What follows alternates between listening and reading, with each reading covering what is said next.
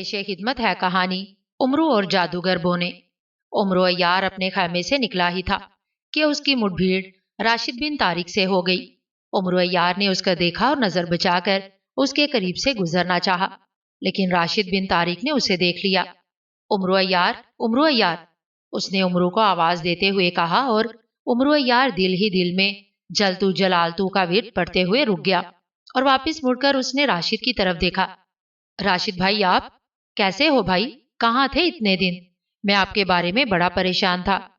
उमरू ने उसकी तरफ देखते हुए हैरत और मुसर्रत का मसनूई इजहार करते हुए कहा और हाथ फैलाकर जबरदस्ती उससे बगलगीर हो गया। मैं तो यही हूँ, मगर तुम ना जाने आजकल क्या करते फिर रहे हो। कहीं दिखाई नहीं देते, ना अपने खैमे में मिलते हो, ना सरदार अमीर हमजा के पास नजर आते हो, ना ही किसी दोस्त के पास तुमसे मुलाकात होती है। आखिर तुम होते कहाँ हो? राशिद बिन तारिक ने उसकी तरफ इस्तफहामिया निगाहों से देखते हुए पूछा। मैं यही होता हूँ, बस कभी इधर कभी उधर। मगर खैर थी, तुम मुझे तलाश करते फिर रहे हो। कोई काम था मुझसे? उमरू ने उससे नजरें चुराते हुए कहा। हाँ उमरू, काम ही था, तो तुम्हें तलाश करता फिर रहा था।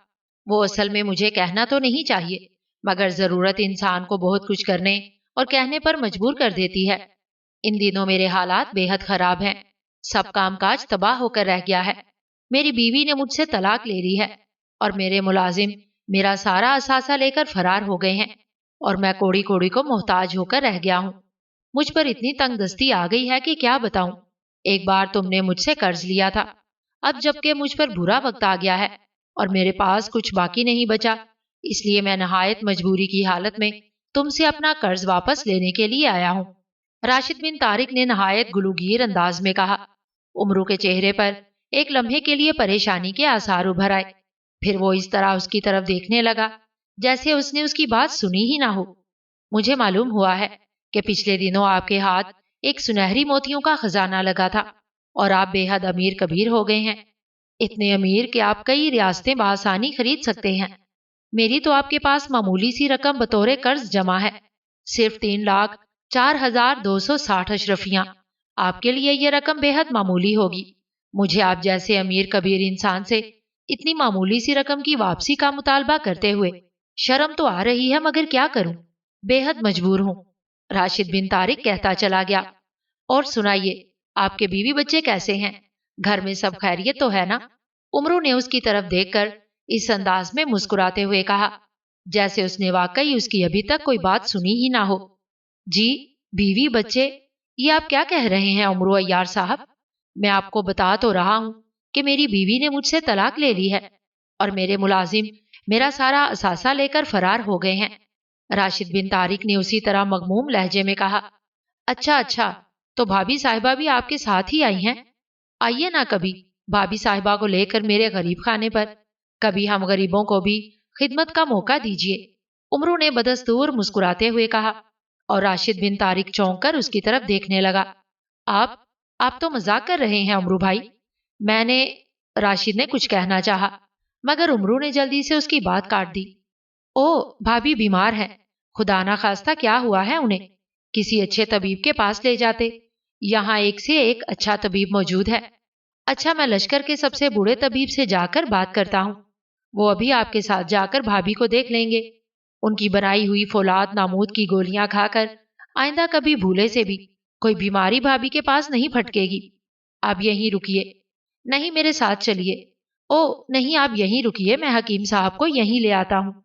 उमरू अय्यार जल्दी जल्दी से कहता चला गया और आगे बढ़ने ही लगा था कि राशिद बिन तारिक ने उसका बाजू पकड़ लिया। तुम्हारा दिमाग तो खराब नहीं हो गया उमरू? मैं तुमसे क्या कह रहा हूँ और तुम क्या जवाब दे रहे हो? कहीं तुम ऊंचा तो नहीं सुनने लग गए? उसने हैरत की शिद्दत से उमरू से मुखातिब होकर कहा। ओ, इसमें तकलीफ की क्या बात है? तुम मेरे भाई हो और वो मेरी भाभी हैं, और फिर हकीम साहब यहाँ से दूर थोड़ी हैं। उमरू ने हंसकर कहा और राशिद बिन तारिक के चेहरे पर गुस्से के आसार नजर आने लगे। तुम्हारा दिमाग सचमुच अपने ठिकाने पर मालूम नहीं होता। देखो उमरू अय्यार, अगर तुम मेरा मजाक उड़ा रहे हो तो ये तुम अच्छा नहीं कर रहे। तुम जानते नहीं मैं पहले ही किस कदर परेशान हूँ, ऐसे में तुम ऐसी उल्टी सीधी बातें करके मुझे अजियत दे रहे हो। राशिद बिन तारिक के लहजे में गुस्सा झलक रहा था। बस यार क्या बताऊं, इन दिनों खुद मेरी अपनी हालत भी ठीक नहीं रहती।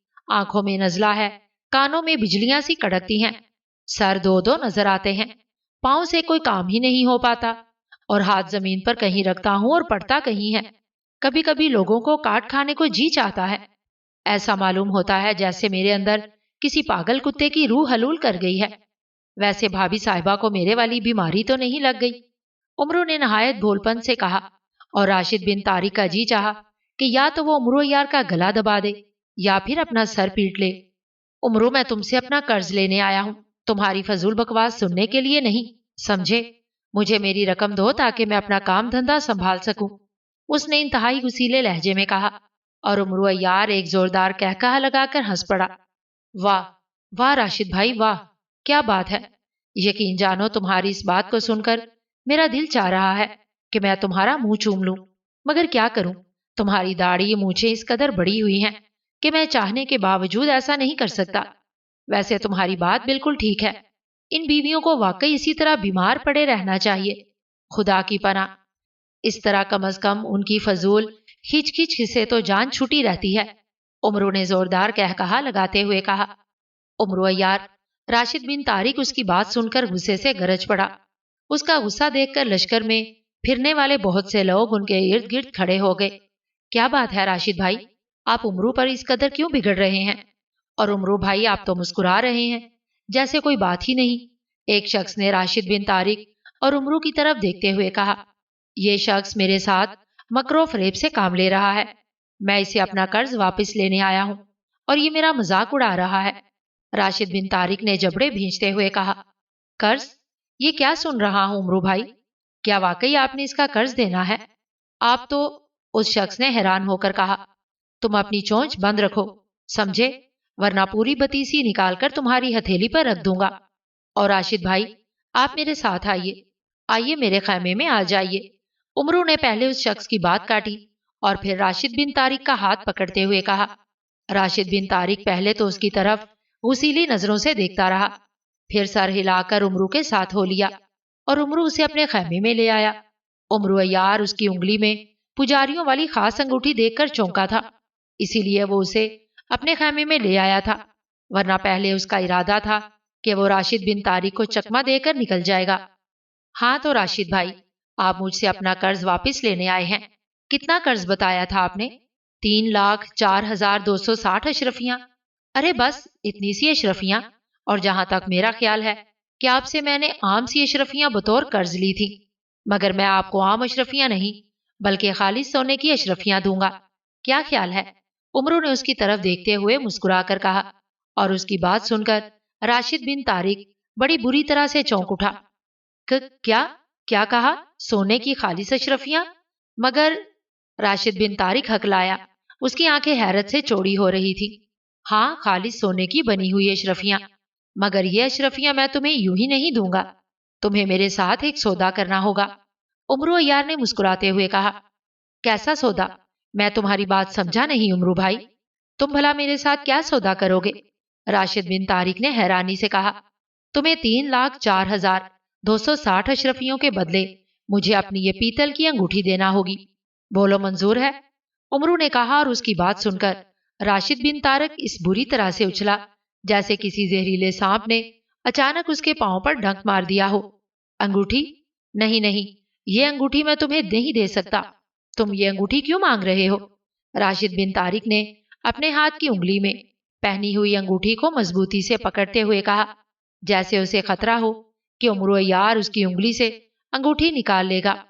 यूं ही बस, मुझे ना जाने क्यों तुम्हारे हाथ में मौजूद ये अंगूठी बहुत अच्छी लगती है। मैंने जब भी तुमसे ये अंगूठी मांगी, तुम इस बुरी तरह से घबरा जाते हो जैसे इस अंगूठी में तुम्हारी जान बंद हो। आखिर इस अंगूठी में है क्या? मामूली सी तो है, पीतल की बनी हुई। मैं इसके बदले तुम्हें इस कदर ज्यादा सोने की अशरफियां जो दे रहा हूं, तुम इस जैसी हजारों अंगूठियां बनवा सकते हो।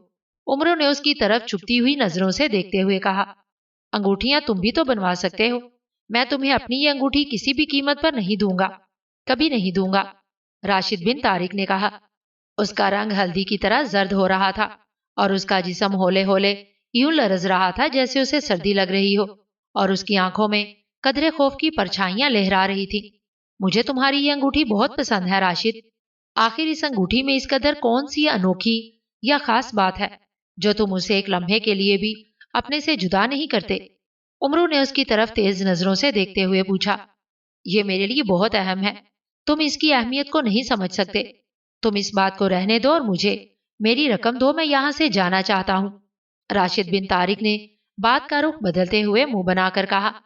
तुम्हारा कर्ज मेरे पास अमानत है और उमरो यार किसी की अमानत में खयानत हरगिज नहीं करता, मगर इससे पहले तुम्हें इस पीतल की अंगूठी जिस पर इंसानी खोपड़ी का निशान बना हुआ है, मुझे इसका राज बताना होगा, और ये भी कि तुमने इस अंगूठी को कहां से हासिल किया। मैं ये सब कुछ जानना चाहता हूं। उमरो यार का लहजा इस बार कदरे सख्त था और राशिद बिन तारिक उसकी तरफ गुसीली निगाहों से घूरने लगा। तुम मेरा कर्ज लौटा रहे हो या मुझे तुम्हारी शिकायत लेकर सरदार अमीर हमजा की खिदमत में जाना पड़ेगा? राशिद बिन तारिक ने कहा। उसके चेहरे पर वहशत छा गई थी और गुस्से की शिद्दत से उसका चेहरा सुर्ख होता जा रहा था। सरदार अमीर हमजा के पास तो मैं तुम्हें ले जाऊंगा, दगाबाज मक्कार इंसान। तुमने इस्लाम जैसा अजीम मजहब छोड़कर आग देवता का मजहब इख्तियार कर लिया है। तुम भी उन लोगों के साथ जा मिले हो जो आग को ताकत देवता समझकर उसकी पूजा करते हैं।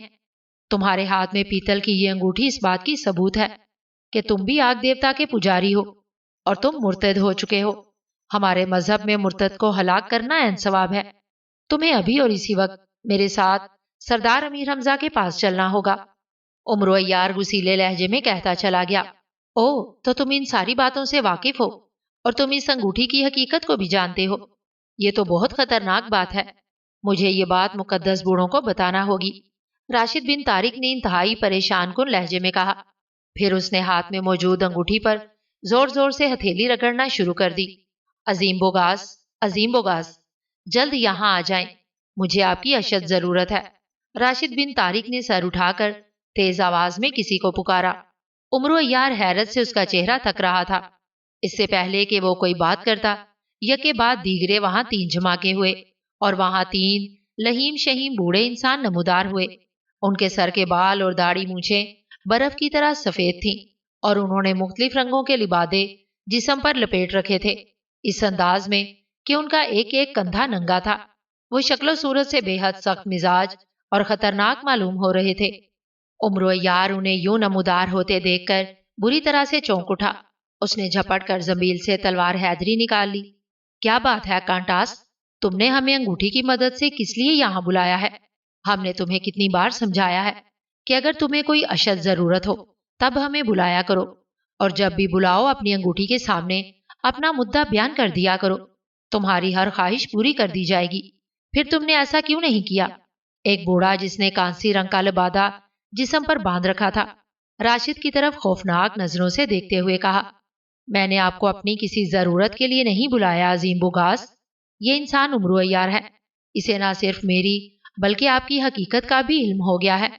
आपने खुद ही तो कहा था कि मैं किसी भी सूरत में और कभी भी किसी को आपके बारे में या आग देवता के बारे में ना बताऊं। अगर किसी के मुंह से आपका या आग देवता का नाम सुना जाए तो फौरन आप तीनों को इत्तला दी जाए। मैंने आपकी ही हिदायत पर अमल किया है अजीम बुगासो। राशिद ने उन बूढ़ों के सामने झुकते हुए नहायत मोतबाना लहजे में कहा, और वो तीनों बूढ़े चौंक कर उमरो यार की तरफ देखने लगे। ये शख्स हमारे बारे में और आग देवता के बारे में जानता है, ये कैसे मुमकिन है? कौन हो तुम और हमारे बारे में क्या जानते हो? बूढ़े ने उमरू की तरफ खौफनाक नजरों से घूरते हुए पूछा। यही कि तुम तीनों शैतान बूढ़े हो और तुम आग देवता के पुजारी हो। तुम्हारे पास जादू की ताकतें हैं जिनका सहारा लेकर तुम लोगों को गुमराह करते हो और उन्हें आग देवता का पुजारी बनाते हो, और जो तुम्हारी बात नहीं मानता तुम उसको जान से मार देते हो। तुम तीनों नहायत चालाक और धोखेबाज हो। आग देवता का इस दुनिया में सिरे से ही कोई वजूद नहीं है। तुम लोगों के पास जादू का इल्म है जिससे तुम लोगों को शोभदे दिखाकर उन्हें धोखा देते हो। लोगों को धोखा क्यों देते हो और तुम उन्हें आग देवता के नाम से क्यों डराते हो? इस बात का अभी तक मुझे पता नहीं चल सका, मगर मैंने बहुत से लोगों से तुम्हारी मक्कारियों की दास्तानें सुनी हैं। ये अलग बात है कि लोग तुम्हारे बारे में कुछ बताने और कहने से गुरेज करते हैं, मगर मैं उमरो यार हूं और मेरी नजरों से कोई बात कभी छुपी नहीं रह सकती। तुम तीनों जिसे अपना गुलाम या आग देवता का पुजारी बनाते हो, उसे एक पीतल की अंगूठी दे देते हो जिस पर इंसानी खोपड़ी बनी होती है, जिसके बारे में अब मुझे इल्म हुआ है कि इन अंगूठियों के जरिए तुम्हारे पुजारी या गुलाम तुम्हें अपने पास बुलाते हैं और तुम उनकी जरूरतें पूरी करते हो। मगर एक बात मेरी समझ में नहीं आई, जिन गुलामों की तुम जैसे जादूगर पुश्त पनाही कर रहे हो, वो इस कदर गुर्बत और किस्म पुरसी की जिंदगी क्यों बसर करते हैं कि राशिद बिन तारिक जैसा शख्स मेरे पास अपना कर्ज लेने आ जाए। उमरो अय्यार कहता चला गया, ये तो वाकई हमारे बारे में बहुत कुछ जानता है। इसका जिंदा रहना हमारे लिए बेहद खतरनाक होगा। मार दो इसे, खत्म कर दो। कांसी रंग के लिबास वाले ने दूसरे बूढ़ों की तरफ देखते हुए कहा और उन्होंने इस बात में सर हिला दिए। उन्होंने अपने हाथ फिजा में लहराए तो उनके हाथों में बड़े फलों वाली चमकती हुई तलवारें आ गईं और वो तलवारें लहराते हुए उमरू की तरफ बढ़ने लगे। खबरदार वहीं रुक जाओ, वरना मैं चीख चीख कर लोगों को यहाँ बुला लूंगा। ये सरदार अमीर हमजा का लश्कर है, तुम लोग यहाँ से बचकर नहीं जा सकते।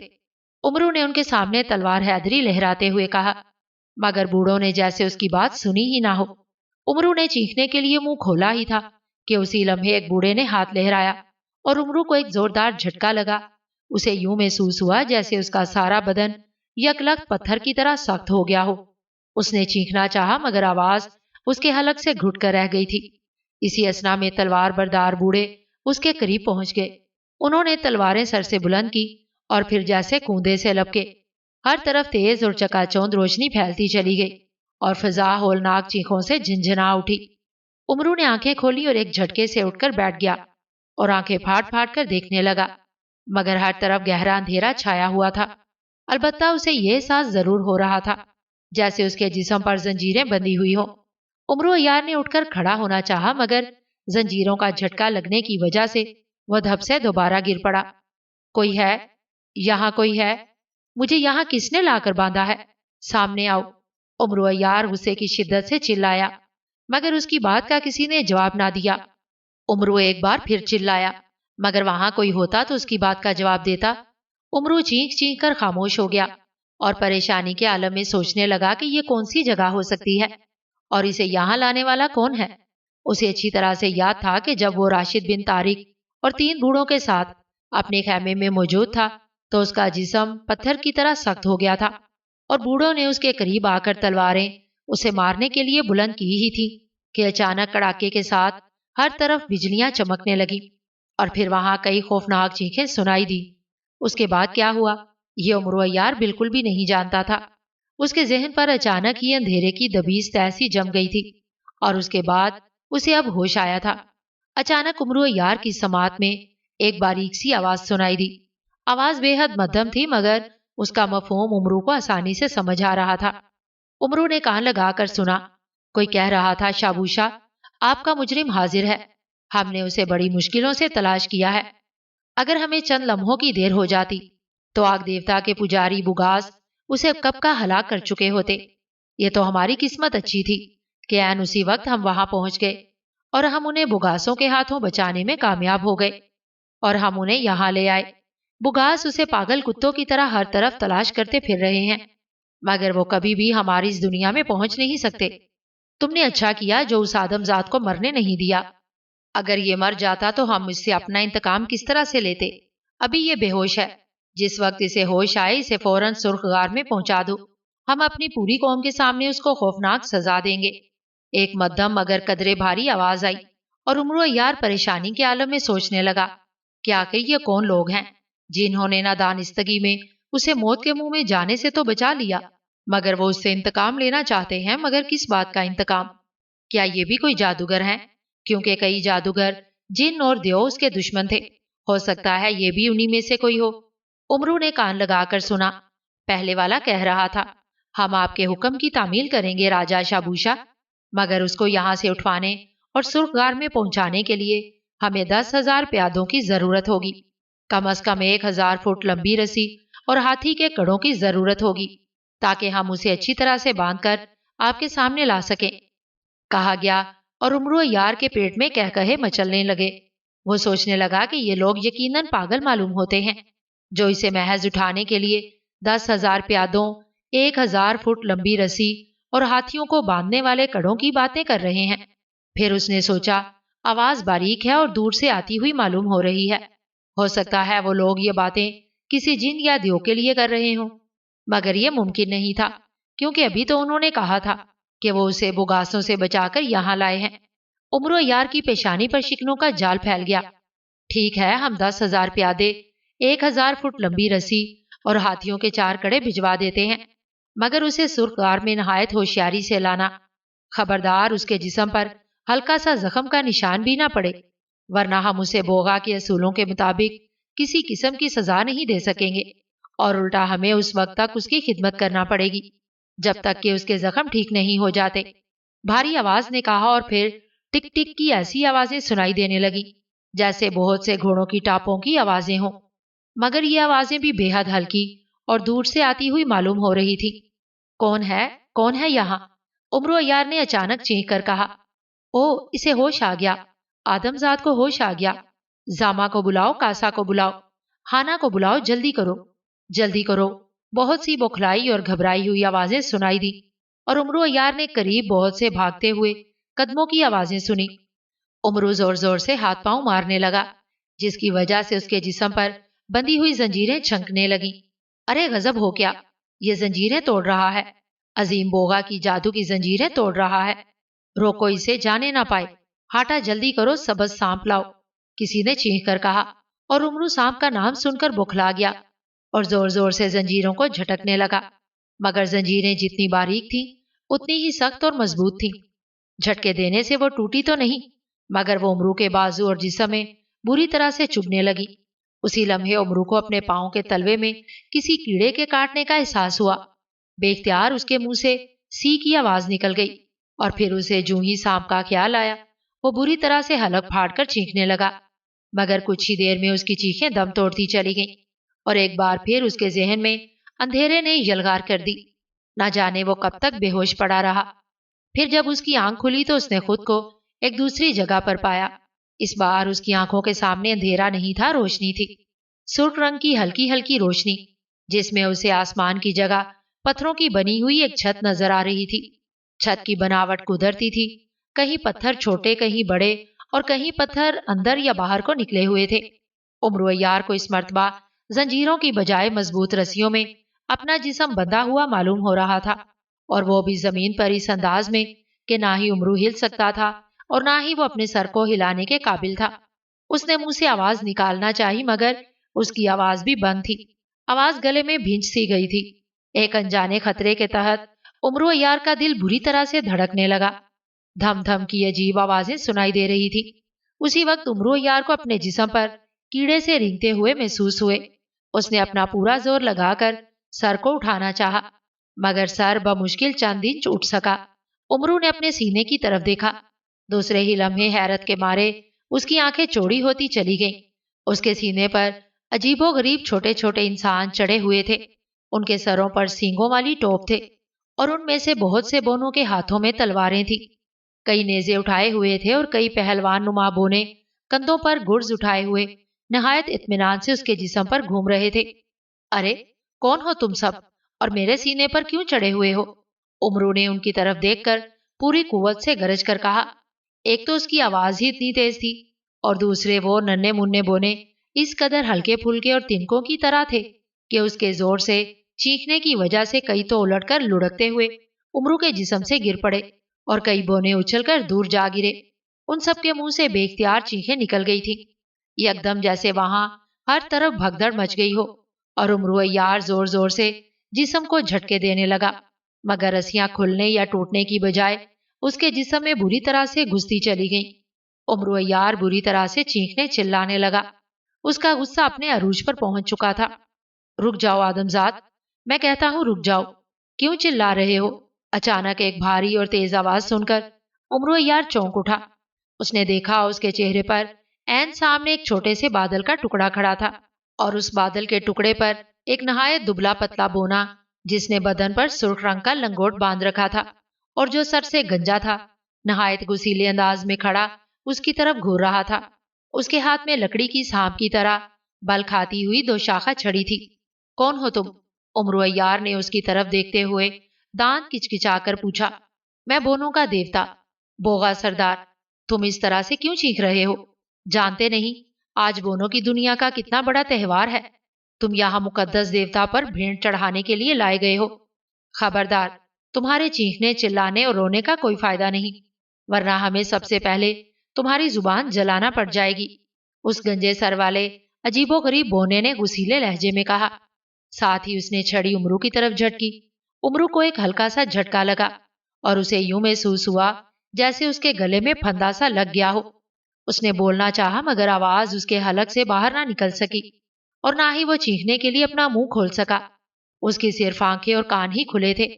आंखें छत पर जमी हुई थी, जो आहिस्ता आहिस्ता हरकत कर रही थी, जैसे आहिस्ता आहिस्ता उमरू को उठाकर किसी तरफ ले जाया जा रहा हो। और कानों में बेतहाशा छोटे छोटे कदमों की आवाजें और इंसानों की सरगोशियां सुनाई दे रही थी। सरगोशियां भी ऐसी जैसे वो तरंग में कुछ गुनगुना रहे हो। मौत का एक खौफनाक नगमा जो सुइयों की तरह उसकी रग रग में उतरता जा रहा था। सितम जरीफी की बात यह थी कि उमरू इस वक्त बिल्कुल बेबस था। ना अपनी मर्जी से जिस्म के किसी हिस्से को जुम्बिश दे सकता था और ना ही वो अपने हलक से कोई आवाज निकाल सकता था। तुम्हारी अकल घास चरने तो नहीं चली गई बुगास? एक मामूली आदमजाद उमरू अय्यार ऐन उस वक्त तुम्हारे हाथों से माकूना के बोने छीन कर ले गए जब तुम उस पर मौत बनकर झपट चुके थे। एक स्याह रंग के दुबले पतले और अजीब सी लंबूतरी शक्ल वाले शख्स ने बूढ़े बुगासों की तरफ देखकर हैरत से चीखते हुए कहा। उसकी आंखें भी बेहद चौड़ी थी, नाक लंबा और कान भी काफी लंबे और नुकीले नजर आ रहे थे। उसके चेहरे पर हल्की हल्की दाढ़ी मूछें थी और उसके पतले पतले होंठ इस कदर सुर्ख थे जैसे अभी अभी उसने किसी का ताजा खून पिया हो। हम सच कह रहे हैं हाटा, हम उसे एक तरह से हलाक कर ही चुके थे, मगर ना जाने अचानक कहां से पाताली बोने वहां आ गए। उन्होंने यकदम हमारी आंखें अंधी कर दी, जैसे उन्होंने हमारी आंखों में सुइयां चबो दी हो या मिर्चें झोंक दी हो। और जब हम होश में आए तो पाताली बोने उमरू अय्यार को लेकर जा चुके थे। एक दियोकामत बूढ़े बुगास ने सर झुकाते हुए उस स्याह और दुबले पतले इंसान को जवाब देते हुए कहा और स्याह इंसान गुस्से से होंठ चबाने लगा। न जाने वो बदबख्त इंसान हमारे बारे में कैसे जानता है और उसे हमारे बारे में क्या क्या मालूम है। अगर आग देवता के बड़े पुजारी को इल्म हो गया तो वो तुम्हारा हुलिया बिगाड़ देंगे, तुम्हारे जिस्मों में आग भर देंगे। तुम सारी जिंदगी आग में जलते रहोगे, ना जी सकोगे और ना ही तुम्हें मौत आएगी। स्याह इंसान हाटा ने गुस्सीले अंदाज में कहा और तीनों बुगास घबराए हुए अंदाज में हाँफने लगे। राशिद बिन तारिक कहाँ है? चंद लम्हे तवक्कुफ के बाद हाटा ने बुगासों की तरफ देखते हुए पूछा। उसे हमने खत्म कर दिया है, उसी की वजह से हमारा राज फाश हुआ है और उसने हमें उस उम्र यार के सामने बुलाकर इस बात की एक तरह से तस्दीक कर दी थी कि वाकई हम आग देवता के पुजारी हैं और हम अपने छोटे पुजारियों की मदद को जब चाहें और जहां चाहें आसानी से जा सकते हैं। बुगास ने जवाब दिया और हाटा ने इस बात में सर हिला दिया। राशिद बिन तारिक को मारकर तुमने अक्लमंदी का सबूत दिया है। बहरहाल उम्र यार नामी शख्स का जिंदा रहना भी हमारे लिए अच्छी बात नहीं है। बड़े पुजारी ने अभी तक कभी खुद को जाहिर नहीं किया और ना ही वो चाहते हैं कि कभी किसी को उनके बारे में कुछ मालूम हो, मगर हमें ये मालूम नहीं कि उमरू नामी शख्स बड़े पुजारी को भी जानता है या नहीं। बहरहाल इससे पहले कि बड़े पुजारी को इस हकीकत का पता चले, तुम तीनों अभी और इसी वक्त पाताल में चले जाओ और जिस तरह से भी हो सके पाताली बोनों के सरदार बोगा को पकड़ लो और उसे पकड़कर मेरे पास ले आओ। मैं उससे खुद ही मालूम कर लूंगा कि उसने हमारे दुश्मन उमरू अय्यार को हमारे हाथों मरने से क्यों बचाया है और वो उसे कहाँ ले गए हैं। अगर वो उनके साथ पाताल में गया है तो मैं बोगा को मजबूर कर दूंगा कि वो उमरू को हमारे हवाले कर दे ताकि हम उसे हलाक कर सके। स्याह इंसान हाटा कहता चला गया और उन तीनों बुगासों ने इस बात में सर हिला दिए, मगर उनके चेहरे पर उलझन के आसार थे। वो तो ठीक है अजीम हाटा, मगर हम पाताल में कैसे जा सकते हैं और बोगा सरदार को किस तरह से जाकर पकड़ सकते हैं? सुना है कि वो बहुत बड़ा जादूगर भी है। हमारे लिए उस बूढ़े सरदार को पकड़ना इस कदर आसान नहीं होगा। एक बुगास ने परेशान कुन लहजे में कहा। तुम कहना क्या चाहते हो? जो कहना है खुलकर कहो। हाटा ने उसके चेहरे की तरफ गौर से देखते हुए कहा। हाटा, बोनों की दुनिया में जाने के लिए हमें भी अपनी जादुई सलाहियतें जगाना होंगी। ना सिर्फ बोगा बल्कि बहुत से दूसरे बोने भी जादूगर हैं। अगर हमने जादू से अपना दिफा न किया तो वो हमें भी हलाक करने की ताकत रखते हैं। آپ ہمیں جادو استعمال کرنے کی اجازت دے دیں اور اس کے علاوہ ہمیں مقدس آگ جادو کا استعمال کرنے کی طاقت دے دیں تاکہ کوئی بونا جادوگر یا بوغا ہمیں نقصان نہ پہنچا سکے اور ہم اپنا دفاع کرتے ہوئے ان کا مقابلہ کر سکیں۔ بگاس نے نہایت مؤدبانہ لہجے میں کہا اور ہاٹا نے پرخیال انداز میں گردن ہلا دی۔ ٹھیک ہے، یہ بات ہے تو پھر مجھے تمہارے لیے آگ دیوتا سے اجازت لینا ہوگی، ہاٹا نے سر ہلاتے ہوئے کہا اور جواباً بوگاسوں نے بھی اس بات میں سر ہلا دیے۔ اس وقت ہاٹا نے دونوں ہاتھ پھیلائے اور جسم کو ہلکا سا جھٹکا دیا اور فوراً اپنی جگہ سے غائب ہو گیا۔ چند لمحوں بعد وہ واپس آیا تو اس کے ہاتھوں میں 3 چھوٹی چھوٹی انسانی کھوپڑیاں تھیں۔ کھوپڑیاں سیاہ رنگ کی تھی اور ان کی آنکھیں چمک رہی تھی جیسے وہ زندہ ہوں۔ میں مقدس پجاری سے اجازت لے آیا ہوں، میں نے ان کو ساری حقیقت بتا دی ہے۔ پہلے تو وہ برہم ہوئے اور انہوں نے تم تینوں کو ہلاک کرنے کا حکم دے دیا، مگر میرے کہنے پر انہوں نے تمہیں بخش دیا ہے اور تمہیں ہر قسم کا جادو استعمال کرنے کی اجازت دے دی ہے۔ یہ لو مقدس پجاری کی سیاہ کھوپڑیاں، جب تک یہ کھوپڑیاں تمہارے پاس رہیں گی تمہارا کوئی جادو کوئی وار خالی نہیں جائے گا۔ مقدس پجاری نے تمہیں 3 دنوں کا وقت دیا ہے، اگر تم 3 دنوں تک اس امرو کو پکڑ کر نہ لائے تو یہ مقدس کھوپڑیاں الٹا تم پر وار کر جائیں گی اور تم تینوں کو مار ڈالیں گی۔ ہاٹا نے سیاہ کھوپڑیاں ان تینوں کو دیتے ہوئے بڑے دبنگ لہجے میں کہا اور تینوں کے چہروں پر خوف ابھر آیا۔ ہم ہر ممکن طریقے سے امرو کو آپ کی خدمت میں لا کر پیش کریں گے عظیم ہاٹا، اس کے لیے ہمیں چاہے بونوں کی دنیا ہی کیوں نہ تباہ کرنی پڑ جائے۔ ایک بوگاس نے سر جھکا کر نہایت مؤدبانہ انداز میں کہا، اس کے لہجے میں خوف کی آمیزش تھی۔ ٹھیک ہے، تم ابھی اور اسی وقت اپنی مہم پر روانہ ہو جاؤ، وقت ضائع کرو گے تو خود ہی نقصان اٹھاؤ گے، ہاٹا نے روکھے انداز میں جواب دیا اور ان تینوں نے اس بات میں سر ہلا دیے اور ہاتھ جوڑ کر اچانک وہاں سے غائب ہو گئے۔ دوسرے ہی لمحے وہ اپنے محل کے ایک کمرے میں آنمودار ہوئے۔ ان تینوں کے چہروں پر تشویش تھی اور آنکھوں میں عجیب بے چینی تھی۔ اب کیا ہوگا بڑے بگاس؟ اگر بونوں نے اس آدمزاد کو ہمارے حوالے کرنے سے انکار کر دیا تو؟ ایک بوڑھے بگاس نے اپنے ساتھی کی طرف دیکھتے ہوئے پریشانی کے عالم میں ہاتھ ملتے ہوئے پوچھا۔ ان کی یہ مجال کہاں چھوٹے بگاس کہ وہ آگ پجاریوں کے بگاسوں کو انکار کر سکیں؟ اگر انہوں نے ہماری بات نہ مانی تو ہم سیاہ کھوپڑیوں سے ان سب کو نیست و نابود کر کے رکھ دیں گے، نیلے لباس والے بگاس نے دانت چبا کر کہا۔ مگر وہ بھی ہم سے کم نہیں ہیں بڑے بگاس، دیکھنے میں بے شک وہ ہماری چھنگلیوں جتنے بھی نہیں ہیں، مگر ان کے پاس جادوئی طاقت بے پناہ ہے، وہ بڑی بڑی چٹانوں کو انگلی کے ایک اشارے سے ریزہ ریزہ کر سکتے ہیں۔ تیسرے بگاس نے زبان کھولتے ہوئے کہا، جو ہوگا دیکھا جائے گا، ہمیں ہر صورت میں امرو عیار چاہیے، مقدس پجاری کی خوفناک موت سے بچنے کے لیے ہمیں کچھ نہ کچھ تو کرنا ہی ہوگا۔ ہاں، کیوں نہ ہم اپنی مدد کے لیے زازر کو اپنے ساتھ ملا لیں۔ زازر ویسے بھی بے حد طاقتور اور خوفناک بونا ہے، وہ زمین کے نیچے کالی غاروں میں رہتا ہے اور ان پاتالی بونوں کا دشمن ہے۔ جس طرح پاتالی بونے جادو جانتے ہیں اسی طرح زازر بونے بھی ان سے کم نہیں ہیں۔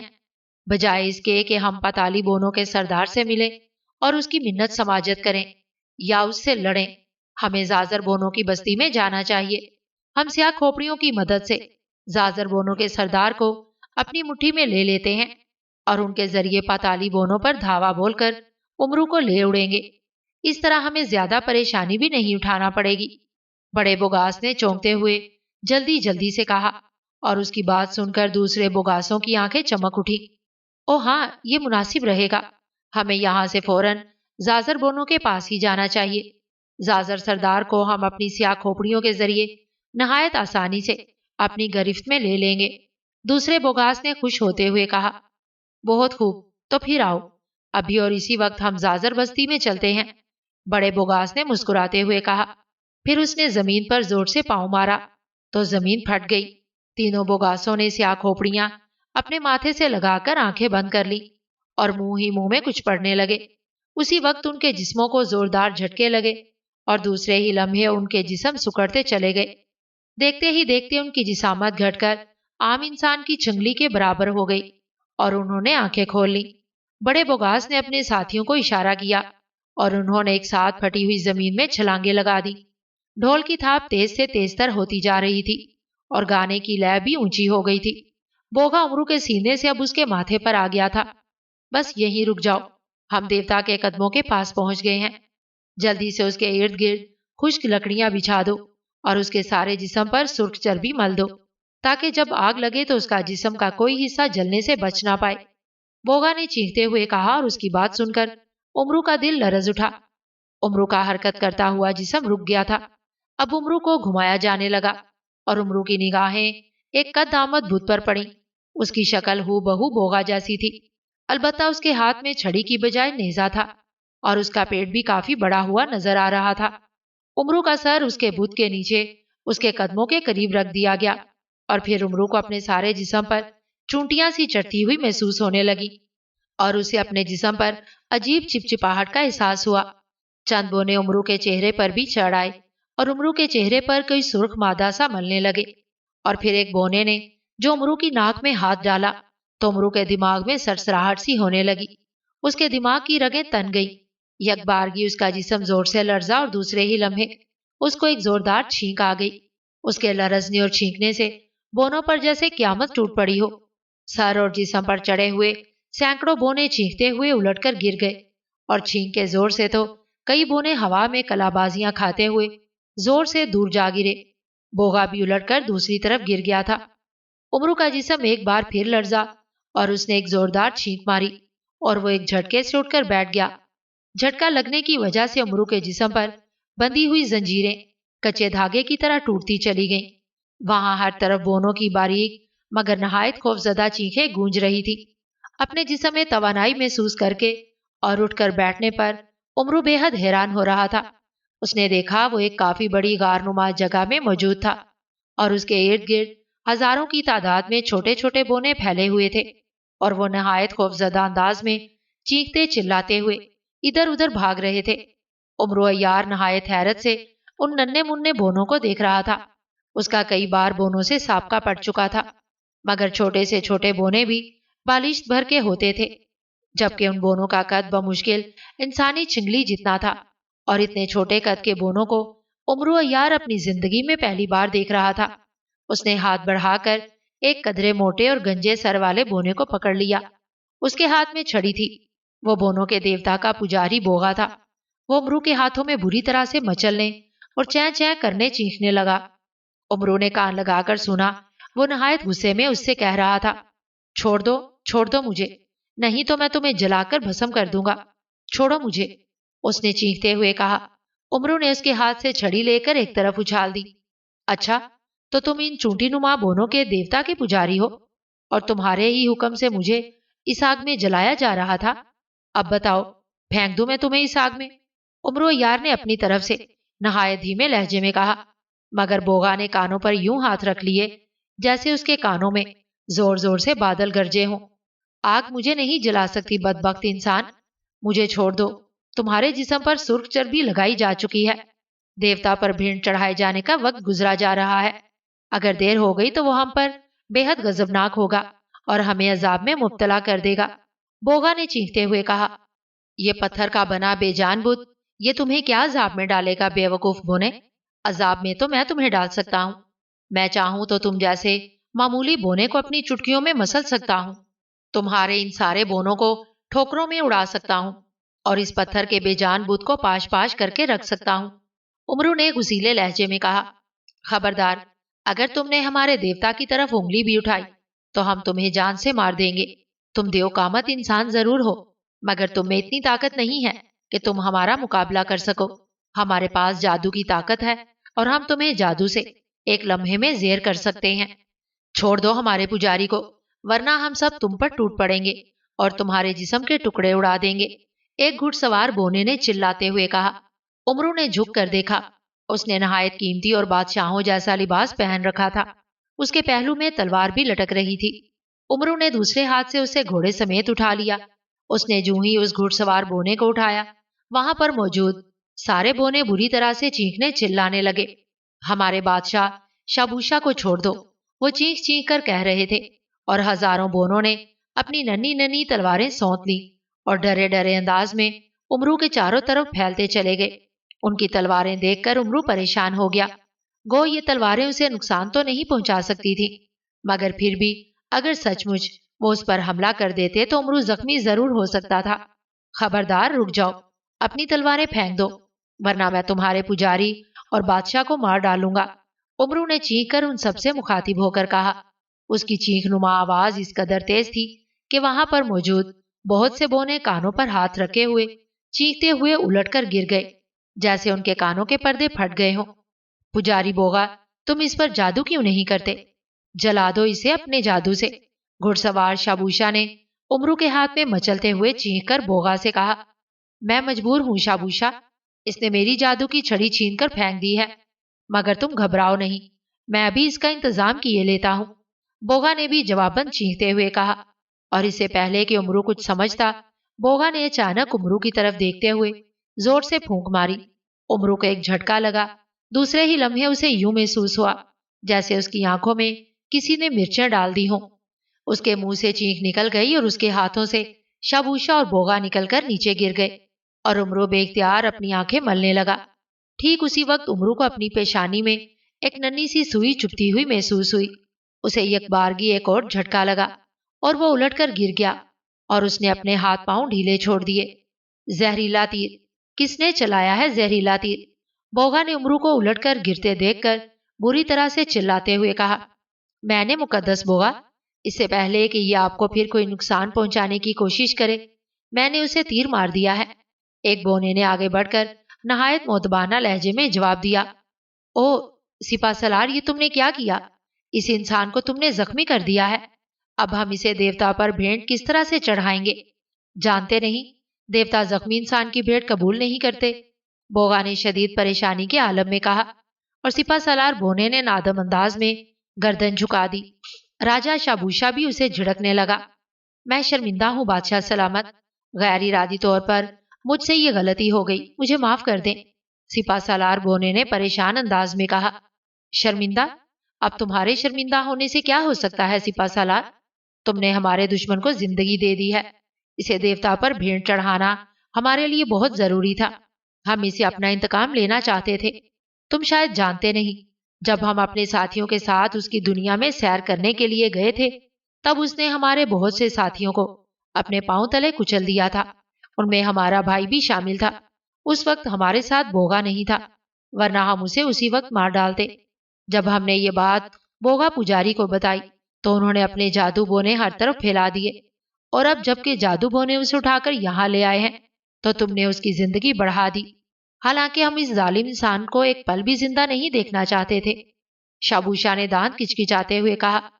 کوئی بات نہیں شابوشا، تیر کا زہر اس کے خون میں اتر گیا ہے اور یہ بے ہوش ہو گیا ہے، اس بار نہ ہی صحیح ہم اسے اگلے ماہ دیوتا کی بھیٹ ضرور چڑھائیں گے، اس کو ہم اس طرح تو چھوڑ نہیں سکتے، میرا خیال ہے ہمیں اسے اپنی جسامت میں لے آنا چاہیے اور اس کے جسم سے زہر خارج کر دینا چاہیے، ہم اسے اب اس طرح مار بھی نہیں سکتے کیونکہ اس پر سرخ چربی لگی ہوئی ہے، اور جس پر سرخ چربی لگا دی گئی ہو اسے ہر حال میں دیوتا کی بھیٹ چڑھایا جاتا ہے، بوغا نے کہا، اور شابوشا نے اس بات میں سر ہلا دیا۔ جیسا آپ مناسب سمجھے مقدس پجاری، لیکن اب آج اگر دیوتا پر بھیٹ نہ چڑھائی گئی تو کیا دیوتا ناراض نہیں ہوں گے؟ شابوشا نے پریشان لہجے میں کہا۔ مجبوری ہے شابوشا، ورنہ میں تو خود بھی اس حق میں نہیں ہوں کہ کسی انسان کو بونا بنا کر اپنی دنیا میں رکھا جائے، بوغا نے کہا، اور شابوشا نے اس بات میں سر ہلا دیا۔ تب بوغا نے آنکھیں بند کی اور ایک ٹانگ پر کھڑا ہو کر کوئی منتر پڑھنے لگا۔ اس نے اپنی دونوں آنکھیں بند کر رکھی تھی، ایک ٹانگ پر کھڑے ہونے کے باوجود اس کا جسم آہستہ آہستہ گھوم رہا تھا۔ چند لمحوں بعد اس کا رخ جب امرو یار کی طرف ہوا تو اس نے یکدم اپنی آنکھیں کھول دی، اس کی آنکھوں میں سبز رنگ کی روشنی سی کوند رہی تھی۔ اس نے جو ہی آنکھیں کھولی، اس کی آنکھوں سے سبز روشنی کی کرنیں نکل کر امرو پر پڑنے لگی۔ یکلخت امرو کا سارا جسم بری طرح سے کانپنے لگا، جیسے یک بستہ پانی میں کھڑا کر دیا ہو اور اسے شدید سردی لگ رہی ہو۔ دوسرے ہی لمحے اس کا جسم نہایت تیزی کے ساتھ چھوٹا ہوتا چلا گیا۔ کچھ ہی دیر میں وہاں طویل القامت امرو کی بجائے ایک چھوٹا سا امرو یار پڑا تھا، انسانی چھنگلی جتنا بونا امرو یار، جو مکمل طور پر بے ہوش ہو گیا تھا۔ اس کی زنبیل بھی امرو یار کی طرح چھوٹی ہو گئی تھی، اور جب امرو یار کو ہوش آیا تو اس نے خود کو ایک بہت بڑی کال کوٹھڑی میں پڑا پایا۔ ہر طرف عجیب سی بو پھیلی ہوئی تھی اور وہاں تاریکی چھائی ہوئی تھی۔ امرو یار چند لمحے یوں ہی پڑا رہا، پھر اس نے اٹھ کر زنبیل سے شب چراغ ہیرا نکال لیا۔ شب چراغ ہیرے کی روشنی میں اس نے اس کال کوٹھڑی کا جائزہ لیا تھا۔ کمرہ خاصا تنگ تھا، چھت کے قریب ایک روشن دان تھا، جبکہ سامنے سلاخوں والا ایک دروازہ دکھائی دے رہا تھا۔ امرو پریشانی کے عالم میں سوچنے لگا کہ اسے اس کال کوٹھڑی میں کس نے ڈالا ہے۔ وہ تو بونوں کی دنیا میں موجود تھا اور اس نے بونوں کے پجاری اور ان کے بادشاہ کو پکڑ رکھا ہے، تو پھر جادو کے زور سے بوگا نے اسے اندھا کر دیا اور وہ بے ہوش ہو گیا۔ کیا وہ انہی کا قیدی ہے؟ مگر یہ کیونکہ ممکن ہے؟ وہ تو اسے اپنے دیوتا پر بھیٹ چڑھانا چاہتے تھے۔ اگر وہ بونوں کی قید میں نہیں ہے تو پھر وہ کہاں ہے اور کس کی قید میں ہے؟ ابھی وہ سوچ ہی رہا تھا کہ اچانک چرر کی آواز کے ساتھ سامنے موجود دروازہ کھلا اور کوٹھڑی میں روشنی پھیلتی چلی گئی۔ امرو نے چونک کر دیکھا ایک شخص جو شکل و صورت اور لباس سے کسی قید خانے کا محافظ دکھائی دے رہا تھا، نیزہ لیے اندر داخل ہوا۔ اس کے عقب میں ایک اور محافظ تھا جس کے ہاتھ میں ایک تشتری تھی جس پر کپڑا پڑا ہوا تھا۔ آدمزاد، تمہیں ہوش آ گیا ہے؟ ہم تمہارے لیے کھانا لائے ہیں، محافظ نے آگے بڑھ کر امرو کو دیکھتے ہوئے کہا۔ دروازے کے کھلنے کی آواز سن کر امرو یار نے شب چراغ ہیرا واپس اپنی زنبیل میں ڈال لیا تھا۔ اس نے محافظ کی بات کا کوئی جواب نہیں دیا۔ محافظ نے آگے بڑھ کر تشتری امرو کے قریب رکھ دی۔ کون ہو تم لوگ اور مجھے اس کال کوٹھڑی میں تم نے کیوں بند کر رکھا ہے؟ امرو نے اس کی طرف دیکھتے ہوئے کرخت لہجے میں پوچھا۔ پاتالی بونے، تمہیں اس کال کوٹھڑی میں بوگا پجاری اور بادشاہ سلامت شابوشا کے حکم سے قید کیا گیا ہے۔ تم ہمارے دیوتا کی بھیٹ ہو۔ تم زخمی ہو گئے تھے، اس لیے تمہیں اس بار دیوتا کی بھیٹ نہیں چڑھایا گیا۔ اب اگلے ماہ تمہیں دیوتا پر بھیٹ چڑھایا جائے گا، محافظ نے جواب دیتے ہوئے کہا، اور امرو عیار بری طرح سے چونک اٹھا۔ کیا کہا؟ میں بوگا کی قید میں ہوں؟ یعنی میں اس وقت بونوں کی دنیا میں ہی ہوں؟ مگر یہ کیسے ہو سکتا ہے؟ میرا قد، امرو نے بوکھلا کر کہا، بوگا نے تمہارا قد گھٹا کر ہمارے برابر کر دیا ہے تاکہ تم اپنے قد کا فائدہ اٹھا کر ہماری دنیا کو نقصان نہ پہنچا سکو، محافظ نے جواب دیا، اور امرو بری طرح سے اچھل پڑا اور پریشانی کے عالم میں اپنا جسم دیکھنے لگا۔ میں بونا بن گیا ہوں، یہ تو بہت برا ہوا، بہت برا۔ بوگا کو ایسا نہیں کرنا چاہیے تھا۔ کہاں ہے بوگا؟ میں اسے ملنا چاہتا ہوں، امرو نے شدید پریشانی کے عالم میں کہا۔ وہ مقدس دیوتا کی عبادت کر رہے ہیں تاکہ بھیٹ نہ چڑھائے جانے پر دیوتا ہم سے ناراض نہ ہو جائیں اور ہم پر کوئی عذاب نہ مسلط کر دیں، اس نے جواب دیتے ہوئے کہا۔ تو پھر مجھے تم اپنے بادشاہ کے پاس لے چلو، مجھے اس سے ایک بہت ضروری کام ہے، امرو نے جلدی سے کہا۔ نہیں، یہ نہیں ہو سکتا، تمہیں انہی کے حکم سے ایک ماہ کے لیے اس زندان میں ڈالا گیا ہے، وہ تم سے نہیں ملیں گے، کھانا کھاؤ اور سو جاؤ، محافظ نے کرخت لہجے میں کہا اور مڑ گیا۔ اس سے پہلے کہ وہ دروازے کے پاس پہنچ کر دروازہ بند کرتا، امرو بجلی کی سی تیزی سے اٹھ کر اس پر جھپٹ پڑا اور اسے بری طرح سے رگیدتا ہوا زمین پر گر گیا۔ محافظ کے منہ سے بے اختیار چینخ نکل گئی۔ دوسرا محافظ یہ دیکھ کر نیزہ لے کر چینختا ہوا اس کی طرف آیا، مگر امرو پہلے سے ہی تیار تھا۔ اس نے اچانک گرے ہوئے محافظ کو چھوڑ کر تیزی سے کروٹ بدلی اور لیٹے لیٹے اپنی ٹانگیں دوسرے محافظ کی ٹانگوں پر مار دی۔ محافظ لڑکھڑاتا ہوا زمین پر گر گیا۔ اسی وقت امرو نے اٹھ کر دروازے کی طرف دوڑ لگا دی۔ اسے بھاگتا دیکھ کر محافظ بری طرح سے چلانے لگا۔ اس کی چیخوں کی آواز سن کر دروازہ کھلا اور بہت سے بونے ہاتھوں میں تلواریں اور نیزے لیے ہوئے اندر آ گئے۔ انہیں دیکھ کر امرو یار ٹھٹک کر رک گیا۔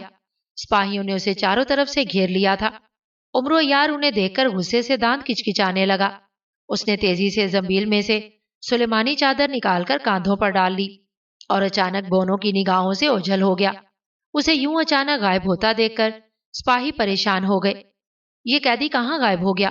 ڈھونڈو، تلاش کرو اسے، اگر یہ ہمیں نہ ملا تو شابوشا ہم سب کو مار ڈالے گا، تلاش کرو اسے، جلدی کرو، ایک سپاہی نے بری طرح سے چیختے ہوئے کہا، اور باقی سپاہی پریشانی کے عالم میں امرو کو تلاش کرنے لگے۔ امرو نے اپنے قد و قامت کے ایک بونے کو دیکھا تو اسے ایک انوکھا خیال آ گیا، اور جب وہ بونا اسے تلاش کرتا ہوا ایک تاریک گوشے میں آیا تو امرو نے اس کے چہرے پر اچانک سفوف بے ہوشی پھینک دیا۔ بونا ایک زوردار چھینک مارتا ہوا بے ہوش ہو گیا۔ امرو نے اس پر بھی سلیمانی چادر ڈالی تاکہ وہ دوسروں کو نظر نہ آئے، اور جلدی جلدی اس کے کپڑے اتارنے لگا۔ اس نے بونے کے کپڑے اتار کر خود پہن لیے اور اسے اپنے کپڑے پہنا دیے۔ پھر اس نے روغن عیاری سے اس سپاہی کو اپنے جیسا بنا دیا اور خود اس کی شکل اختیار کر لی۔ اس نے بونے کی زبان میں ایک باریک سوئی بھی پیوست کر دی تاکہ ہوش میں آنے کے بعد وہ بول نہ سکے۔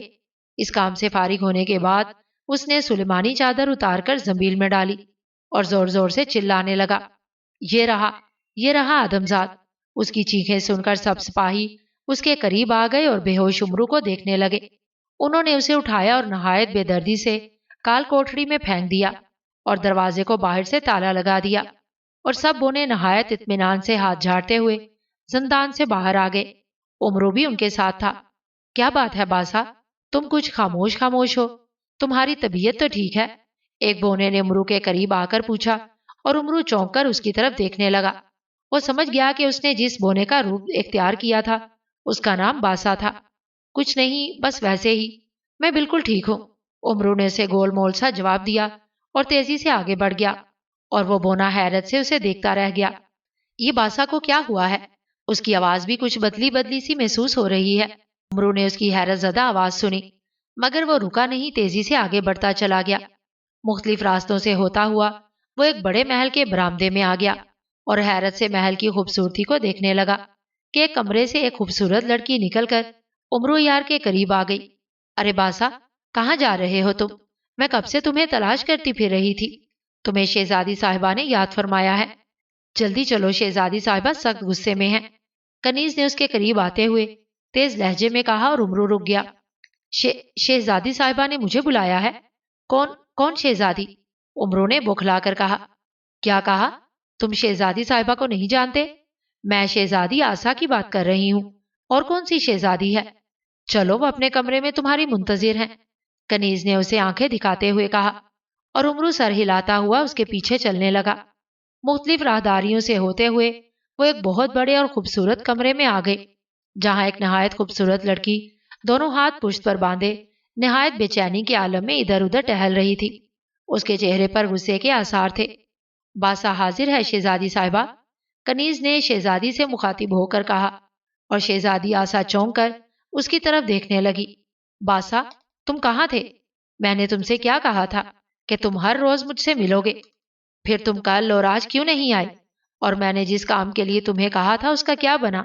شہزادی آسا نے اس کی طرف غسیلی نظروں سے دیکھتے ہوئے کہا، جی میرا پیٹ، شہزادی صاحبہ، میرے پیٹ میں شدید درد ہو رہا ہے، میں ابھی آتا ہوں۔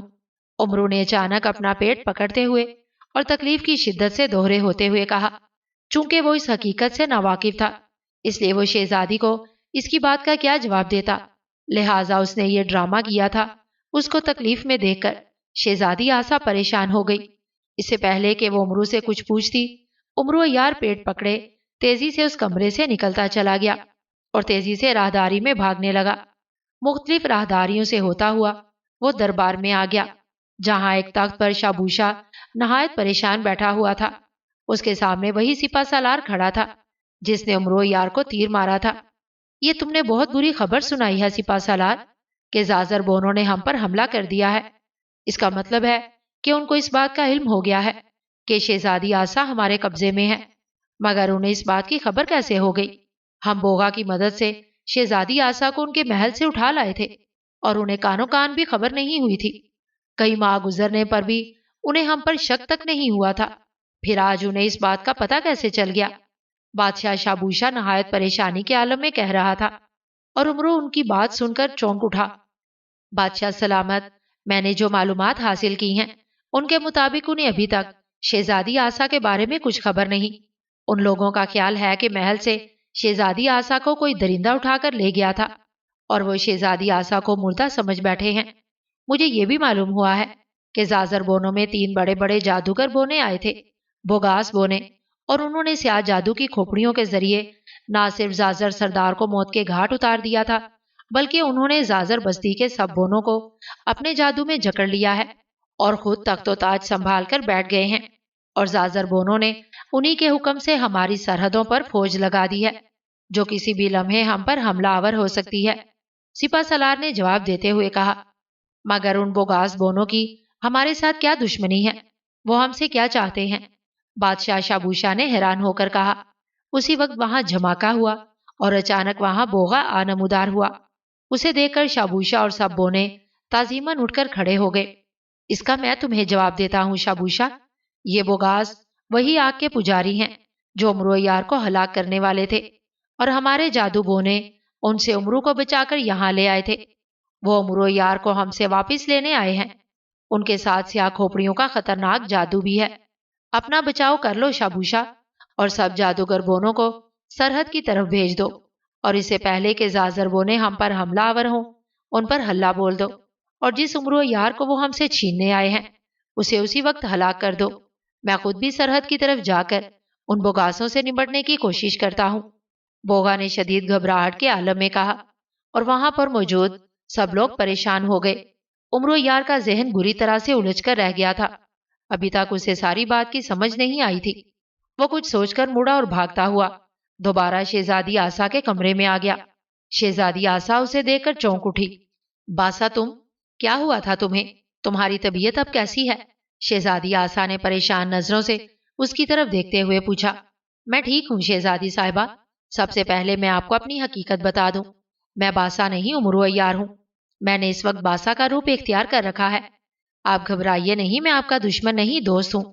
مجھے معلوم ہے کہ آپ زازر بونوں کے قبیلے سے تعلق رکھتی ہیں، اور شابوشا بوگا کے ساتھ مل کر آپ کو زازر قبیلے سے اٹھا لایا تھا۔ غالباً وہ آپ کو پسند کرتا ہوگا اور آپ سے شادی کرنا چاہتا ہوگا، مگر آپ کے انداز سے ظاہر ہوتا ہے کہ آپ شابوشا کو بالکل بھی پسند نہیں کرتی۔ مجھے بتائیے کہ اصل میں یہ پتالی بونے کون ہیں اور یہ کون سی جگہ ہے؟ امرو یار نے جلدی جلدی سے کہا۔ پہلے تو اس کی بات سن کر شہزادی آسا گھبرا گئی اور خوفزدہ ہو کر امرو سے کئی قدم پیچھے ہٹ گئی، مگر جب امرو نے اسے دلاسا دیا اور اس پر اعتماد کرنے کو کہا تو وہ ڈرتے ڈرتے کہنے لگی، پتالی بونے اصل میں آدم خور بونے ہیں۔ ان کی تعداد تقریباً 70-80 ہزار کے لگ بھگ ہے۔ یہ بے حد ظالم اور خطرناک بونے ہیں، اور بوگا اور شابوشا کے حکم سے ہر ماہ باہر کی دنیا سے انسانوں کو اٹھا لاتے ہیں، اور یہی ان کی خوراک ہوتی ہے۔ وہ مہینہ بھر ایک انسان کا گوشت کھاتے ہیں اور ان کی ہڈیاں تک چبا ڈالتے ہیں۔ یہ سب بوگا دیوتا کے پجاری ہیں۔ بوگا ایک جادوگر ہے، سب اسی کے احکامات مانتے ہیں۔ وہ بھی ایک ظالم اور بد کردار بونا ہے۔ ان سب بونوں کو آدم خور بنانے والا بوگا ہی ہے۔ زازر بونے بے حد شریف اور انسانوں سے محبت کرنے والے ہیں۔ وہ بھی ان پتالی بونوں سے بے حد تنگ تھے، کیونکہ آئے دن پتالی بونے ان کی بستیوں پر حملے کر کے کئی بونوں کو اٹھا کر لے جاتے تھے، اور جب انہیں کوئی انسان نہیں ملتا تھا تو وہ زازر بونوں کو ہی کھا جاتے تھے۔ تب سے زازر بونوں اور ان میں دشمنی چلی آ رہی ہے۔ زازر بونوں کے پاس جادو تو نہیں ہے، مگر وہ ان پتالی بونوں سے بے حد طاقتور ہیں۔ یہی وجہ ہے کہ پتالی بونے کھل کر ان پر حملہ نہیں کر پاتے۔ تمہاری بات درست ہے، شابوشا مجھے پسند کرتا ہے۔ اس نے مجھے بوگا کے ساتھ مل کر محل سے زبردستی اغوا کیا تھا، اور وہ مجھ سے شادی کرنا چاہتا ہے۔ یہاں کہنے کو تو سب میری باتیں مانتے ہیں، مگر کوئی بھی میرا خیر خواہ نہیں ہے سوائے باسا کے۔ وہ اصل میں زازر جاسوس ہے جس نے فوج میں پناہ لے رکھی ہے، اسی نے ہی مجھے بتایا تھا۔ وہ اور میں مل کر شابوشا کے خلاف منصوبہ بنا رہے تھے۔ ہم کسی طرح شابوشا اور بوگا کو ہلاک کر دینا چاہتے ہیں، مگر ہمیں موقع ہی نہیں مل رہا تھا۔ اب میں تم پر اس لیے اعتماد کر کے تمہیں یہ سب باتیں بتا رہی ہوں کہ تم ہماری ان بونوں کی دنیا سے تعلق نہیں رکھتے۔ تم ایک انسان ہو۔ تم نے اپنا نام امرو یار بتایا تو مجھے پتا چل گیا کہ تم وہی انسان ہو جس کے قدموں کے نیچے آ کر بے خیالی میں ایک مرتبہ اندھیری رات میں شابوشا کا بھائی اور اس کے کچھ ساتھی کچلے گئے تھے۔ اسی بات کا انتقام لینے کے لیے شابوشا تمہیں تلاش کرتا پھر رہا تھا، اور بالآخر اس کے جادو بونے تمہیں تلاش کر کے یہاں لے آئے، مگر تمہاری چھین کی وجہ سے بوگا کا جادو ٹوٹ گیا اور تم ان کے ہاتھوں زخمی ہو گئے، اور پھر تمہیں بونا بنا کر زندان میں ڈال دیا۔ تم وہاں سے کیسے فرار ہوئے اس کا مجھے کچھ پتا نہیں، شہزادی آسا کہتی چلی گئی، اور اس کی باتیں سن کر امرو یار کے ذہن میں لگی ہوئی گرہیں کھلتی چلی گئیں۔ اس کا ذہن صاف ہو گیا، اب ساری باتیں اس کی سمجھ میں آ گئی تھی، اور جب امرو نے شہزادی آسا کو بتایا کہ زازر بونوں نے پتالی بونوں پر حملہ کر دیا ہے تو وہ بے حد خوش ہوئی۔ بوگاسوں کا نام سن کر وہ بے حد حیران ہوئی۔ بوگاس، یہ بوگاس بونے کون ہیں؟ ہماری بستی میں تو ایسے نام سننے میں نہیں آتے۔ شہزادی نے بوگاسوں کا نام سن کر حیرت سے کہا، وہ اصل میں میرے دشمن ہیں اور پتالی بونوں سے مجھے چھیننے کے لیے آئے ہیں۔ وہ بھی غلط فہمی کا شکار ہیں۔ اصل میں ان کے متعلق بہت اچھی طرح سے جانتا تھا۔ وہ کافر قسم کے لوگ ہیں اور آگ کو اپنا دیوتا سمجھ کر اس کی پوجا کرتے ہیں اور وہ انسانوں کو بہکاتے ہیں۔ مجھے یہ سب باتیں میرے ایک دوست نے بتائی تھی جو ان کے ہاتھوں سے بچ نکلنے میں کامیاب ہو گیا تھا۔ اس نے ان پجاریوں کی نشانیاں اور ان کے سارے حالات بتا دیے تھے، اور جب میں نے اپنے ایک اور دوست راشد بن طارق کے ہاتھ میں ان کی نشانی والی انگوٹھی دیکھی تو حیران رہ گیا۔ بس اس وقت سے وہ میرے دشمن بنے ہوئے ہیں۔ اب ان پتالی بونوں کے ساتھ ساتھ مجھے ان بوگاسوں سے بھی نپٹنا ہوگا۔ اب میرے لیے دونوں طرف موت کے دروازے کھلے ہیں۔ سمجھ میں نہیں آ رہا میں کیا کروں، امرو نے شہزادی کی بات کا جواب دیتے ہوئے کہا، اور اس کی بات سن کر شہزادی آسا بھی پریشان ہو گئی۔ اچانک امرو بری طرح سے چونک اٹھا، اس کی آنکھوں میں چمک آ گئی۔ پتالی بونے، ان بونوں کو تو ہلاک کرنا میرے لیے بہت آسان ہے۔ ٹھیک ہے، مجھے ایسا ہی کرنا چاہیے۔ یہ ظالم ہونے کے ساتھ ساتھ آدم خور بھی ہیں، ان کا زندہ رہنا انسانوں کے لیے خطرناک ہے۔ امرو نے خود کلامی کے عالم میں بڑبڑاتے ہوئے کہا، کیا مطلب؟ تم ان سب بونوں کو اکیلے کس طرح سے ہلاک کرو گے؟ اس کی بات سن کر شہزادی آسا نے حیرانی سے پوچھا، بہت آسانی سے، بس آپ دیکھتی جائیے، امرو عیار نے مسکرا کر کہا، اور پھر اس نے زنبیل سے چھوٹی چھوٹی لکڑیاں نکالنا شروع کر دی۔ بہت ساری لکڑیاں نکال کر اس نے شہزادی کا ہاتھ پکڑا اور چھپتا چھپاتا محل سے باہر لے آیا۔ اس نے محل سے باہر آ کر ایک لکڑی پر پھونک ماری تو وہ فوراً کسی مشال کی طرح جل اٹھی۔ اے آگ لکڑی، اس سارے محل کو جلا کر راکھ بنا دو۔ خبردار، محل کا کوئی بونا زندہ نہیں بچنا چاہیے، ورنہ میں تمہیں ہمیشہ کے لیے پانی میں پھینک دوں گا، اس نے لکڑی کی طرف دیکھتے ہوئے کہا، اور دوسرے ہی لمحے اس نے لکڑی محل کی طرف اچھال دی۔ جلتی ہوئی لکڑی محل کے ارد گرد اڑنے لگی اور محل میں جگہ جگہ آگ لگتی نظر آئی۔ امرو ہاتھ میں پکڑی ہوئی لکڑیوں کو پھونک مار مار کر جلاتا اور اسے بونوں کی بستیوں میں پھینکتا چلا گیا۔ ہر طرف جیسے آگ کا خوفناک طوفان آ گیا ہو۔ وہاں بونوں کے گھر اور ساری جگہ بری طرح سے جلنے لگی، یہاں تک کہ فضا میں اڑتی ہوئی لکڑیاں بھاگتے ہوئے بونوں کو بھی آگ لگا رہی تھی، اور بونے اچانک جل جل کر راکھ ہوتے جا رہے تھے۔ شہزادی آسا حیرت اور پریشانی کے عالم میں کبھی امرو اور کبھی ان جلتی ہوئی لکڑیوں کو دیکھ رہی تھی۔ کیا تم بھی جادوگر ہو؟ اس نے حیرت سے امرو کی طرف دیکھتے ہوئے پوچھا۔ نہیں شہزادی صاحبہ، یہ آگ کی لکڑیاں مجھے ایک جادوگر نے تحفے میں دی تھی۔ میں ان لکڑیوں کو پھینک دیتا مگر ایسے ہی کسی خیال سے میں نے انہیں اپنے پاس رکھ لیا تھا۔ اس نے کہا تھا کہ یہ لکڑیاں خالص آگ کی بنی ہوئی ہیں، اور اگر یہ تمہارا کہا نہ مانے تو انہیں پانی میں پھینک دینا، یہ پانی سے بہت ڈرتی ہیں۔ دیکھ لیں شہزادی صاحبہ، پانی کے خوف سے آگ لکڑیاں کس طرح ہر طرف آگ کا طوفان برپا کر رہی ہیں۔ اب یہ اس ساری بستی اور یہاں رہنے والے بونوں کو جب تک جلا کر راکھ نہ کر دیں گی اس وقت تک نہیں بجھیں گی، امرو نے کہا، اور شہزادی آسا نے اس بات میں سر ہلا دیا، حالانکہ اسے امرو کی بات کی ذرا بھی سمجھ نہیں آئی تھی۔ وہ بھلا بیچاری امرو کی کراماتی زنبیل کے بارے میں کیا جان سکتی تھی، جو نہ جانے اپنے اندر طلسمات کے کتنے خزانے سموئے ہوئے تھی۔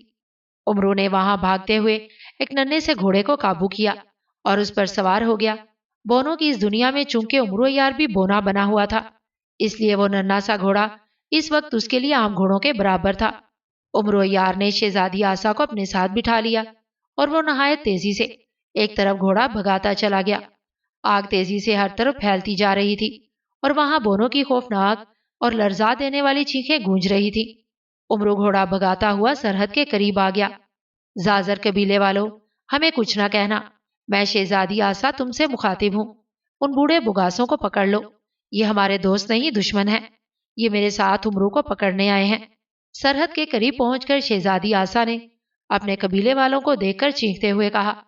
وہاں وہ تینوں بگاس بھی موجود تھے۔ انہوں نے جو شہزادی کی آواز سنی تو وہ چونک پڑے۔ فوراً ان کی سیاہ کھوپڑیوں نے انہیں بتا دیا کہ شہزادی کے ساتھ آنے والا امرو عیار ہے، جس نے کسی سپاہی کا روپ دھار رکھا ہے۔ انہوں نے زوردار کہکہا لگاتے ہوئے اپنے ہاتھوں میں پکڑی ہوئی تینوں کھوپڑیاں فضا میں اچھال دیں۔ کھوپڑیاں فضا میں اٹھی، زوردار کڑاکا ہوا اور ہر طرف جیسے زور زور سے بجلیاں کڑکنے لگیں، اور اچانک ہر طرف گہری تاریکی چھا گئی۔ اسی وقت امرو کو یوں محسوس ہوا جیسے اس کے سر پر کسی نے ہتھوڑا دے مارا ہو۔ اس کی آنکھوں کے سامنے ستارے سے چمکے اور وہ بے ہوش ہو گیا۔ بگاسوں نے ایک ساتھ خوفناک کہکہے لگائے اور چبوترے پر سے نیچے اترنے لگے، جہاں امرو عیار چھت کے ساتھ الٹا لٹکا ہوا تھا۔ اس کی آنکھیں بند تھیں اور اس کے عین نیچے آگ کا الاؤ روشن تھا جس کے سرخ شعلے امرو کے سر کو چھوتے ہوئے معلوم ہو رہے تھے۔ اس وقت وہاں ہاٹا آنمودار ہوا۔ بوڑھے بوگاس اسے دیکھ کر ٹھٹک گئے۔ انہوں نے نہایت مودبانہ انداز میں ہاٹا کو سلام کیا۔ خوب، تو تم امرو کو لے ہی آئے ہو۔ آگ بجھا دو اور اسے سیدھا کر دو۔ بڑے پجاری آ رہے ہیں، وہ اس خطرناک انسان سے خود ہی آ کر نپٹیں گے۔ ہاٹا نے ان پجاریوں سے مخاطب ہوتے ہوئے کہا، اور ان تینوں نے اس بات میں سر ہلا دیے۔ ان میں سے بڑے بوگاس نے دونوں ہاتھ آگ کی طرف جھٹکے۔ امرو کے سر کے نیچے جلتی ہوئی آگ یکلخت بجھ گئی۔ دوسرے پجاری نے ہاتھ پھیلائے تو امرو اچانک غائب ہو گیا اور دوبارہ زمین پر آنمودار ہوا۔ اس کی آنکھیں بدستور بند تھیں، غالباً وہ بے ہوش تھا۔ بڑا پجاری آنے ہی والا ہے، ہاٹا نے کہا، اور تیسرے پجاری نے سر ہلا کر امرو کے عین ماتھے پر اپنی ایک انگلی زور سے ماری۔ امرو کو ایک جھٹکا لگا اور وہ فوراً ہوش میں آ گیا اور ایک جھٹکے سے اٹھ بیٹھا۔ خود کو ان بوگاسوں کے درمیان پا کر نہایت خوفزدہ ہو گیا، مگر جب اس کی نظر اپنے جسم پر پڑی تو وہ خوشی سے اچھل پڑا، کیونکہ اب وہ بونا نہیں رہا تھا بلکہ اپنے عام قد و قامت میں تھا۔ ٹھیک اسی لمحے وہاں اچانک زمین پھٹی اور اس میں سے خوفناک انسان نما مخلوق نمودار ہوئی۔ اس مخلوق کے سارے جسم پر آگ لگی ہوئی تھی۔ اس کی شکل تو انسانوں جیسی تھی مگر جسم کا باقی حصہ سانپ نما تھا۔ اس قدر خوفناک بلا کو دیکھ کر امرو یار کے رہے سہے اوسان بھی خطا ہو گئے تھے۔ تو یہ ہے وہ انسان امرو یار جو ہمارے بارے میں سب کچھ جانتا ہے۔ ہاٹا، میں نے معلوم کر لیا ہے کہ اسے ہمارے بارے میں ساری باتیں کس طرح سے معلوم ہوئی ہیں۔ اس کا ایک دوست تمہاری باتوں میں آ گیا تھا، اس نے تمہیں دھوکہ دیا تھا۔ وہ بظاہر تو تمہارے ساتھ مل گیا تھا مگر دل سے وہ تم سے نفرت کرتا تھا۔ میں نے اسے اعتماد میں لے کر ساری حقیقت بتا دی تھی اور اس نے جا کر اس امرو کو بتا دیا۔ واقعی یہ انسان ہمارے لیے خطرناک ہے۔ اس نے ابھی تک ہمارے بارے میں کسی کو کچھ نہیں بتایا، اس لیے اسے ہلاک کر دو تاکہ نہ رہے گا بانس اور نہ بجے بانسری۔ بلا کے منہ سے آواز نکلی اور اس کی آواز بھی بے حد ڈراؤنی تھی۔ جو حکم عظیم پجاری، بوگاسوں اور ہاٹا نے ایک ساتھ کہا۔ انہوں نے ہاتھ لہرائے، فوراً ہی ان کے ہاتھوں میں کلہاڑے آ گئے۔ امرو نے پھرتی سے زمین میں ہاتھ ڈال کر تلوار حیدری اور ڈھال ابراہیمی نکال لی۔ اس نے بوگاسوں کا حملہ اپنی ڈھال پر روکا اور خود بھی بڑھ چڑھ کر ان پر حملہ کرنے لگا۔ اس کے ہاتھ بجلی کی سی تیزی سے چل رہے تھے۔ چند ہی لمحوں میں وہاں ہاٹا اور تینوں بوڑھے بوگاسوں کی لاشیں تڑپتی نظر آ رہی تھی۔ تم نے ہمارے پجاریوں کو مار ڈالا، تم واقعی بہت خطرناک انسان ہو، میں تمہیں نہیں چھوڑوں گا، بلا نے غراتے ہوئے کہا، اور وہ اچھل کر امرو کے قریب آ گئی اور اپنا سانپ نما جسم گھما گھما کر امرو کو مارنے لگا۔ اس کے حملے اس قدر شدید تھے کہ امرو یار کو اپنا آپ بچانا مشکل ہو رہا تھا۔ آخرکار امرو کو موقع مل گیا۔ اس نے تاک کر جو تلوار گھمائی تو سانپ نما جسم سے بلا کا انسانی سر کٹ کر دور جا گرا۔ بلا کے منہ سے اذیتناک چینخ نکل گئی اور اس کا کٹا ہوا سر گیند کی طرح اچھلنے لگا اور اس کا سانپ نما جسم الگ تڑپتا نظر آ رہا تھا۔ اچانک ہی ایک زوردار دھماکہ ہوا اور بلا کا سر پھٹ کر ریزہ ریزہ ہو گیا اور اس کا جسم یکلخت راکھ بن گیا۔ جو ہی بلا کا جسم راکھ ہوا، ہر طرف اچانک گہری تاریکی چھا گئی اور ہر طرف سے تیز چینخوں کی آوازیں سنائی دینے لگیں۔ پھر ایک چینختی ہوئی آواز آئی، مارا مجھے امرو عیار نے، میرا نام شعلہ جادوگر تھا۔ اور امرو یہ آواز سن کر بے ہوش ہو گیا۔ جب اسے ہوش آیا تو وہ امیر حمزہ کے لشکر کے قریب ایک جنگل میں پڑا ہوا تھا۔ وہ اٹھ کر حیرت سے ادھر ادھر دیکھنے لگا۔ شعلہ جادوگر، تو وہ آگ دیوتا کا پجاری جادوگر تھا۔ اس کا مطلب ہے وہ مجھے ہی نہیں اپنے پجاریوں کو بھی دھوکہ دے رہا تھا۔